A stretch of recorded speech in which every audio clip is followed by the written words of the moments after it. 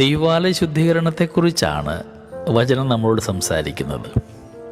യഹൂദർ അവനോട് ചോദിച്ചു, ഇത് ചെയ്യുവാൻ നിനക്ക് അധികാരമുണ്ടെന്നതിന് എന്ത് അടയാളമാണ് നീ ഞങ്ങളെ കാണിക്കുക? കച്ചവട സ്ഥലമായി മാറിയ ജെറുസലേം ദേവാലയം ശുദ്ധീകരിച്ച ഈശോയോട് യഹൂദർ ചോദിക്കുന്ന ചോദ്യമാണിത്.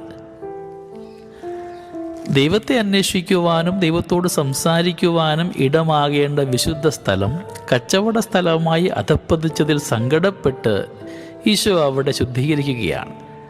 അതിൻ്റെ നന്മ കാണാതെയാണ് യഹൂദര് അവനെ ശകാരിക്കുകയും ചോദ്യം ചെയ്യുകയും ഒക്കെ ചെയ്യുന്നത്. നമുക്ക് നമ്മുടെ ജീവിതത്തിലേക്കൊന്ന് വരാം. ചിലപ്പോഴെങ്കിലും മറ്റുള്ളവർ ചെയ്യുന്നതിൽ നന്മ കാണാതെ ആര് ചെയ്യുന്നു എന്നതിൻ്റെ പേരിൽ അവർ ചെയ്യുന്ന നന്മയെ നാം അംഗീകരിക്കാതിരുന്നിട്ടില്ലേ?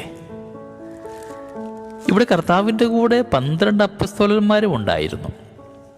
എന്നിട്ടും ഈ ഒരു അവസരം ഈശോ മിശിഹ ഒരു ബലപ്രയോഗത്തിനോ ശക്തി പ്രകടനത്തിനോ വേദിയാക്കുന്നില്ല. ഈശോ മിശിഹ ദേവാലയം വിശുദ്ധമായ സ്ഥലമാക്കി മാറ്റുവാൻ മാത്രമാണ് ശ്രദ്ധിച്ചത്. ചില സമയത്തെ നമ്മുടെയൊക്കെ പ്രവൃത്തികൾ ശുദ്ധീകരണമെന്ന വ്യാജേന ഒരു പ്രഹസനമായിട്ട് മാറുന്നില്ലേ? എൻ്റെ പ്രവൃത്തികൾ ശക്തി പ്രകടനത്തിൻ്റെയും അടിച്ചമർത്തലിൻ്റെയും രീതിയിലേക്ക് മാറുന്നുണ്ടോ എന്ന് ധ്യാനിക്കുവാനായിട്ട് പരിശ്രമിക്കാം. വചനം ഓർമ്മിപ്പിക്കുന്നുണ്ട്, ദൈവം വസിക്കുന്ന ഇടങ്ങളെല്ലാം പരിശുദ്ധമാണ്. അതൊരിക്കലും പണത്തിൻ്റെയോ ലാഭത്തിൻ്റെയോ ഇടങ്ങളാക്കരുത്. അവിടെ പ്രഥമവും പ്രധാനവുമായ സ്ഥാനം ദൈവത്തിന് തന്നെ ആയിരിക്കണം. സ്നേഹമുള്ളവരെ, നമ്മുടെയൊക്കെ ഹൃദയവും കുടുംബവും ഇടവകയും ഒക്കെ ഇതുപോലെയുള്ള ദൈവം വസിക്കുന്ന ഇടങ്ങളാണ്.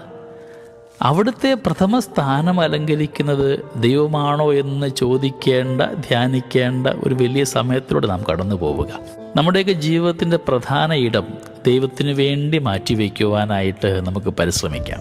ദൈവം നമ്മളെല്ലാവരെയും സമൃദ്ധമായിട്ട് അനുഗ്രഹിക്കട്ടെ. നമ്മുടെ കർത്താവ് ഈശോ മിശിഹായുടെ കൃപയും പിതാവായ ദൈവത്തിൻ്റെ സ്നേഹവും പരിശുദ്ധാത്മാവിൻ്റെ സഹവാസവും നമ്മളെല്ലാവരോടും കൂടെ ഉണ്ടായിരിക്കട്ടെ, ഇപ്പോഴും എപ്പോഴും എന്നേക്കും. ആമേൻ.